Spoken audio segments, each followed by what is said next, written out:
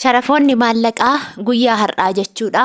Apiriilii 29 baatii 4,2026 biyyoota kanneen akka Awustiraaliyaa doolaarii fi Kanaadaa doolaar akkasumas Swiss firankii fi paawundi sterlingii Turkii riilee Chaayinaa hiwaanii fi yuuroo akkasumas Ameerikaa doolaarii fi Saawudii riyaal Dubaay diraamii fi Joordaan diinaar Bahrein diinaarii fi Swiidin kiroon akkasumas Dabuub Afrikaa raandii fi Keeniyaa shilingii Jibuutii firankii fi Israa'el shiqil Indiyaan ruuppii fi biyyoota kanneen akka Kuweet diinaarii Oman riyaalii fi Yemen riyaalii Ijipshaan paawundii kanneen kan isiniif qabadhee dhufeen jira. yoo yaa harka fuune jaallatamtootaaf kabajamtoota maamiloota kiyyaa nagaan isiniif haa ta'u isiniin jedha.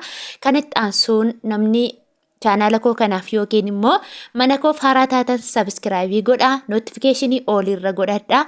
Viidiyoon koo yoo isinitti tole immoo laayik gochuu hin dagatinaa. Obboleewwan keessaniif immoo sheer godhaa, viidiyoo koo na waliin daawwadhaa isiniin jedha. Egaa akkuma beekamu waa'ee sharafaa guyyaarraa guyyaatti sharamni akka bakka tokkoon dhaabbanne yookiin immoo guyyaarraa guyyaatti akka jijjiiramu ni beektu. Darbee immoo sharafoonni kallattii lamaan kanan isinii fidu karaa baankii fi karaa nigdi baankii yookiin immoo commercial bank of Ethiopia baankii daldala Itoophiyaa jechuudha fi karaa gabaa gurraachaati kanan isinii fidu. Egaa namni jaallatan immoo akka laayik gootan abdiin qaba jechuudha. Jalqabarraa yoon isinii ka'e Indiyaan ruuppii irraan isinii ka'a. Indiyaan ruuppiin tokko karaa gabaa gurraachaatiin guyyaa har'aa 1.97 olee jira. Akkasuma Israa'el shiqil tokko karaa gabaa gurraachaatiin guyyaa har'aa 63.13 olee jira. Inni itti aanu Jibuutii firankiidha. Jibuutii firankiin tokko karaa gabaa gurraachaatiin karaa nigdi baankiidhaan Jibuutii firankiin tokko 0.86 olee jira. Akkasuma Keeniyaa shilingiin tokko karaa nigdi baankiidhaan 1.18 olee jira. Akkasuma Dabuub Afrikaa raandiin tokko karaa gabaa gurraachaatiin 9.30 olee jira jechuudha. Inni itti aanu Ameerikaan doolaariidha. Ameerikaan doolaarri tokko karaa gabaa gurraachaatiin 186.64 olee jira. Akkuma beekamu egaa sharafoonni maallaqaa xiqqoo gadi bu'aa yookiin immoo qaqannasaa adeemaniitiin jiru jechuudha. Dabalataan immoo namoonni Joordaan irraa doolaara argatanii fi akkasuma Beerut keessaa doolaara fudhatan Ameerikaa doolaarirraa dhaggeeffatachuu yookiin immoo ilaallachuu ni dandeessu isiniin jedha.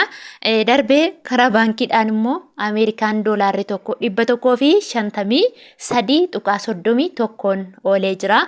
Inni itti aanu yuuroodha. Yuuroon tokko karaa gabaa gurraachaatiin 218.28 oolee jira. Karaa baankiidhaan immoo yuuroon tokko 180.15 oolee jira jechuudha. Akkasuma Chaayinaa heewaan tokko karaa gabaa gurraachaatiin 27.31 oolee jira. Karaa baankiidhaan immoo Chaayinaa heewaan tokko 22.5 oolee jira jechuudha.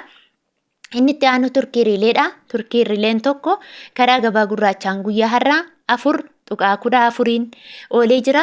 Akkasuma inni itti aanu paawundi sterlingiin tokko karaa gabaa gurraachaan 252.24 oolee jira. Karaa baankiidhaan immoo paawundi sterlingiin tokko 203.11 oolee jira. Inni itti aanu Swiss frankiidha. Swiss frankiin tokko karaa gabaa gurraachaatiin 236.16 oolee jira. Akkasuma karaa baankiidhaan immoo Swiss frankiin tokko 191.98 oolee jira. Inni itti aanu Kanaadaa doolaaridha. Kanaadaa doolaarri tokko karaa gabaa gurraachaan 136.41 oolee jira.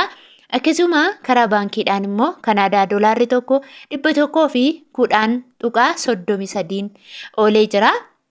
Inni itti aanu Awustiraaliyaan doolaarri tokko karaa gabaa gurraachaatti 133.73 oolee jira.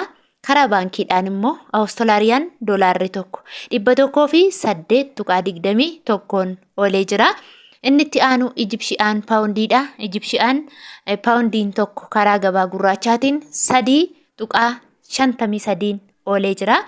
Akkasuma Yemen riyaalli tokko karaa gabaa gurraachaatiin guyyaa har'aa 0.68 oolee jira. Inni itti aanu Oman riyaalidha. Oman riyaalli tokko karaa gabaa gurraachaatiin 485.46 oolee jira. Inni itti aanu Kuwait diinaaridha. Kuwait diinaarri tokko karaa gabaa gurraachaatiin 607.66 oolee jira. Karaa baankiidhaan immoo Kuwait diinaarri tokko 491.17 oolee jira. Inni itti aanu Dubaay diraamidha. Dubaay diraamni tokko karaa gabaa gurraachaatiin guyyaa har'aa 50.82 oolee jira. Akkasuma karaa baankiidhaan immoo Dubaay diraamni tokko 41.74 oolee jira jechuudha. Inni itti aanu Saudi Arabiyaa riyaalidha.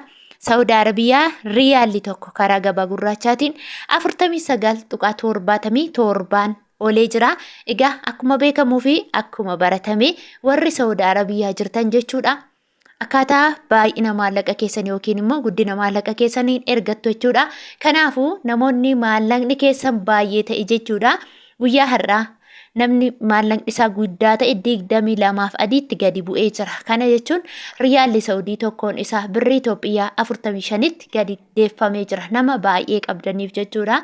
Namoonni immoo maallaqni keessan xiqqoo ta'e immoo 23 fi 23 kanatti gadi deebi'ee jira jechuudha. Kana yeroo jedhu riyaalli Saudii tokkoon isaa birrii Itoophiyaa 44 fi 44 adiitti gadi deebi'eetiin jira jechuudha. Akkasuma karaa baankiidhaan immoo Saudii riyaalli tokko 40.87 oolee jira jechuudha.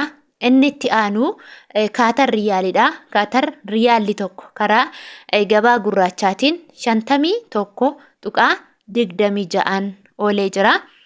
Akkasuma inni itti aanu Joordaan diinaaridha. Joordaan diinaarri tokko karaa gabaa gurraachaatiin guyyaa har'aa 263.61 oolee jira. Inni itti aanu Bahrein diinaaridha.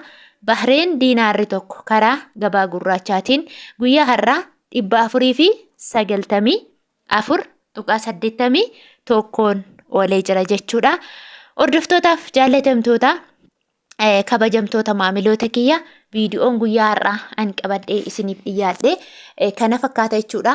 Baay'een keessan laayik gochaa hin jirtanii, sabskiraayib illee gochaa hin jirtan jechuudha. Callisaniituma viidiyoo daawwattanii irraa baatu. Laayikii godhaa. Akkasuma immoo namni maatii naan taane sabskiraayib gochuu immoo hin dagatinaa isiniin jedha. Turtii biraa yookiin immoo sagantaa biraa viidiyoo biraatiin walitti deebina. Isin na jajjabeessuu hin dagatinaa. Nagaan naa oolaa.